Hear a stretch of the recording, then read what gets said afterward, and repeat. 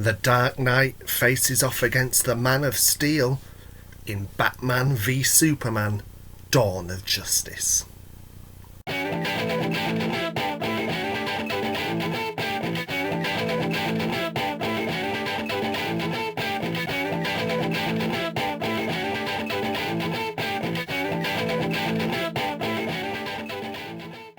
Hello everyone and welcome to the latest edition of Entertainment Zone.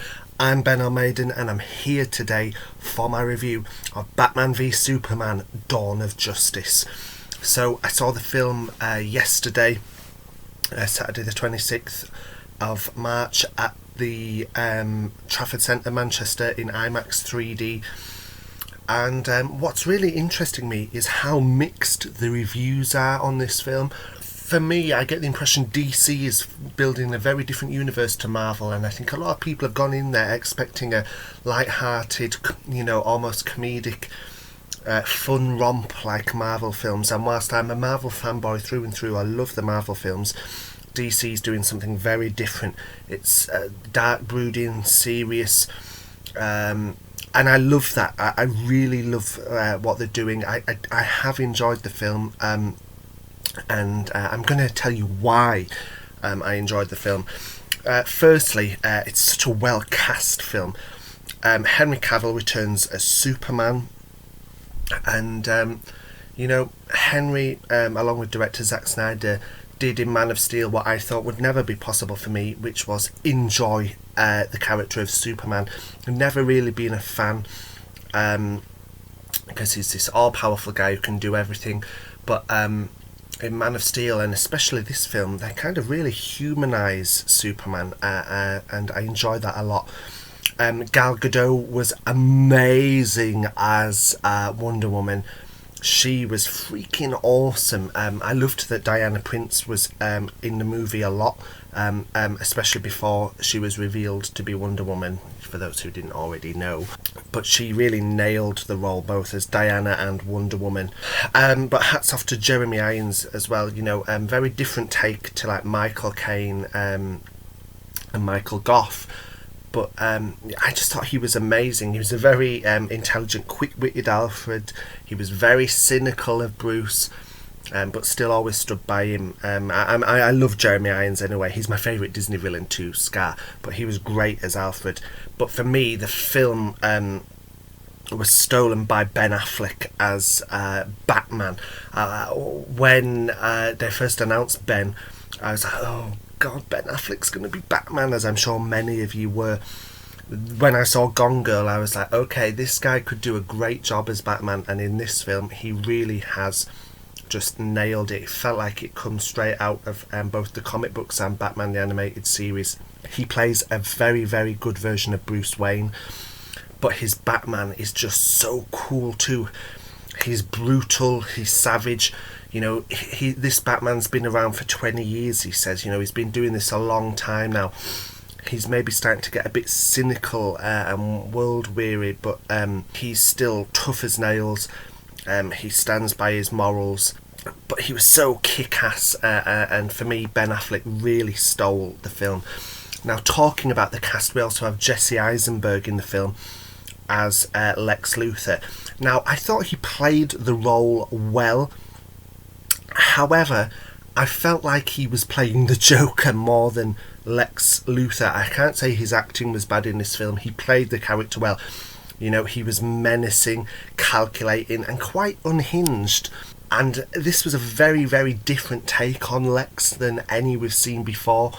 And whilst he did a good job, as I say, he did feel more like Joker than Lex Luthor. Now, one of the major criticisms in Man of Steel was the amount of destruction in the movie caused by Superman. This is addressed in the film. Batman's certainly very, very pissed off by it. The beginning of the film has the ending of Man of Steel, but from Bruce Wayne's point of view.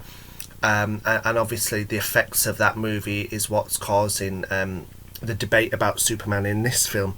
So it is addressed. However, during the final fight of this film, there is still a lot of destruction, though this time it's a little more understandable than in Man of Steel. Now, Zack Snyder's someone who you either love him or hate him. Personally, I love his films, especially Watchmen. That's one of my favourite films, and quite possibly the best comic book adaptation ever. Thought he did a great job on Man of Steel, and I think he did a great job on Batman vs Superman. He knows how to do the big action scenes and the big set pieces, but he's delivered a lot of great character moments in this film too. Yes, the colour palette is still dark. There's the sepia tones, the darker shades of blue, and then the blacks and the grey colour palettes. So, you know, it isn't a bright, colourful film. But it's not as bleak as Man of Steel. Certainly, I think Superman's a lot more brighter in this film, colour-wise, than in Man of Steel. There are one or two funny lines in the film, but for the most part, the film is very dark. It's serious and it's brooding. And as I said, this is not a bad thing. And whilst I'm a Marvel fanboy, DC continues to show us that not all superhero films need to be light-hearted and funny. We can be serious. We can be brooding. Some people are saying this film's too depressing. I disagree with that wholeheartedly. I think people have gone in with expectations rather than an open mind. Now, as I said, I saw the film in IMAX 3D, and I've got to say, for the sheer scale and spectacle of the film, if you can see it in IMAX 3D, this is the way to go. The bigger the screen you can see this film on, the better. And the 3D really is worth it too. A lot of great depth in the film. There's some cool 3D moments, and I just, again, it helped to build the grand scale of the film in Metropolis and Gotham. Without going into spoilers just yet, other members of the Justice League were introduced, and I thought it was done in a nice way. Some reviews I've read said that the characters were shoehorned in. Disagree completely. And the end of the movie certainly sets up the beginning of the Justice League pretty nicely. The film is scored by Hans Zimmer, and as always, Hans has done an amazing job. And one of the little themes that I loved was the little riff theme that plays when Wonder Woman appears in costume. Thought that was great. The film does have some wait what kind of moments, but I'll address those when we get into the spoiler discussion in a moment. There is a lot going on in the film, but no, in no way does it feel scattered or clunky or mismatched, like some critics have said. I thought the pacing of the film was great, and for 2.5 hours the film really did fly by. I'll give this film a solid 8 out of 10, 4 out of 5. I think it did a great job. Batman was awesome, Superman was awesome, Wonder Woman was awesome. It sets up Justice League nicely, and it's brought something new and refreshing for me personally to superhero films. So if you have not seen the film, go and check it out, and then come back and join us now for our spoiler discussion, and let me know in the comments what you thought. So we're going to go into spoiler talk now. So this is your spoiler warning. So if you haven't seen the film, it's time to go away because we're talking spoilers. Now, the first big spoiler we've got to talk about is right at the end of the movie. We have one of the biggest story arcs in Superman's comic books, the death of Superman.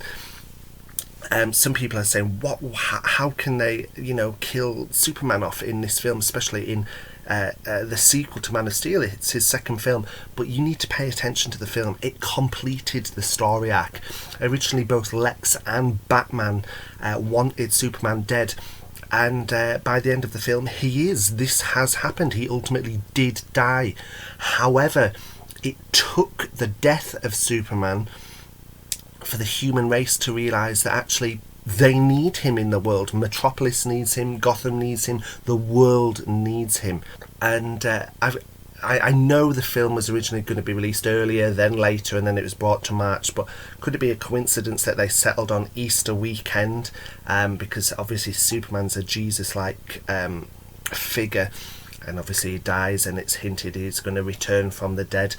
Coincidence that they chose Easter weekend? Who knows? Some people have said, why didn't Superman or Lois give the spear to Wonder Woman? But if you were watching the film, she was the only one who could really restrain Doomsday using the lassos. And of course, we had the dirt on Superman's coffin starting to rise. So obviously, Superman is going to be back. And I read an interview with Zack Snyder yesterday, actually, saying that Superman being dead means Batman will have to work hard alongside Wonder Woman to form the Justice League. You know, if Superman was there, everyone would be like, yeah, cool, of course I'm going to join. Whereas now, Batman has his work cut out, but it'll be interesting whether that means Superman will or won't be in Justice League Part 1. I want to talk about Batman's visions. Some of those did seem a little odd. What was with the Batman v terrorists in the desert vision, you know, when they have like the bomb, or the kryptonite bomb, whatever it was. I didn't really see what they were getting at with that. Also interesting was his dream-like vision of the Flash, saying it was Lois. Was this actually Flash time travelling from the future? But if so, how was he in Bruce's dream? That was a little confusing. As I say, there are some, like, what the hell, you know, kind of moments in this film. What is this about? So maybe that's what people are saying is shoehorned. Maybe that's foreshadowing something much greater. I'm also confused why, after spending the whole film wanting Superman dead, Lex says, I will kill your mother unless you kill Batman. Why exactly did Lex want Batman dead? Did he know that Batman was after the kryptonite? That just seemed a little too unexplained at the time. But I thought the scene where he was chucking the photos of Martha at Superman, and Superman was just picking them up off the floor, was just so epic. You could really see the struggle in Superman's face. I thought Henry Cavill was amazing as Superman. You could really see the despair. Another scene in particular, the bombing scene in Washington DC. Firstly, when the senator realises, oh shit, when she sees the jar of pee, and then, you know, after the explosion goes off and Superman's just stood there, you know, that look of despair on his face was heartbreaking. So Henry Cavill, I think he does do a great job too. As much as I enjoyed Batman in this film, Superman was pretty awesome. Now, the Batman v Superman fight was pretty short, I'll admit, but it was still epic. Obviously everyone's thinking, you know, Superman's going to trash Batman. He has a lot more superpowers. Well, you know, Batman's just got a suit, you know, and technology. And whilst the fight was very brutal, it was great seeing Batman use his intellect, creating kryptonite weapons, and using his own physical strength to hold his own against Superman. But I've got to admit, even I was like, whoa, when Superman ripped the Batmobile open, and then Batman rised and they went toe to toe. I thought the fight between the two was epic, could have been longer. And we've got to talk about the end of their fight too. It didn't just end because they had mothers called Martha. You know, if every villain just went, oh, my mother's called Martha, Batman's not going to let them live. What this was doing was humanising Superman for Batman, and it made him realise that, alien or not, he's a lot like us, and he just wants to protect the ones he loves too. I've got to say, Doomsday was done really well. The special effects were great. Again, the scale of the fight was huge, but again, we have Zack Snyder level destruction going on. But when you've got a creature like Doomsday, it's pretty understandable. And now I'm sure Batman will understand why there is so much destruction when Superman fought Zod in Man of Steel. Though I've got to say, why the government agreed so easily to give the space wreckage and Zod's body to Lex, you just think, really, come on. But you know, seeing Zod become Doomsday, it was epic, and again, the death of Superman was done really, really well. Last little spoiler I want to talk about, little nice one, was how nice it was to see Kevin Costner in the film where Clark is up having his vision of his father.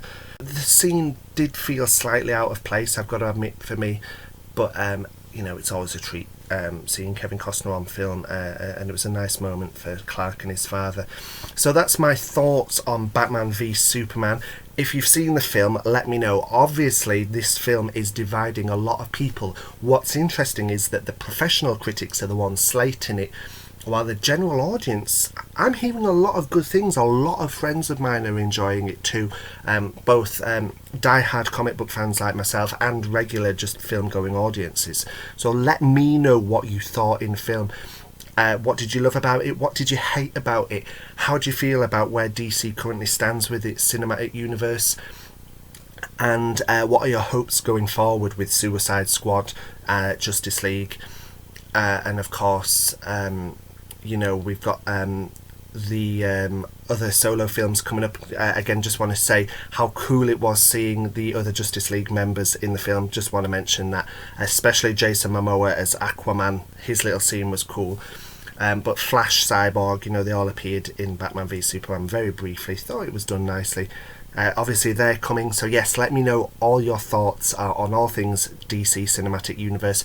And remember, for the latest film and TV news and reviews, don't forget to subscribe. You can find me on Twitter at BLMaiden and Entertainment Zones on Tumblr at entertainmentzone.tumblr.com. So until next time, guys, take care and speak to you soon.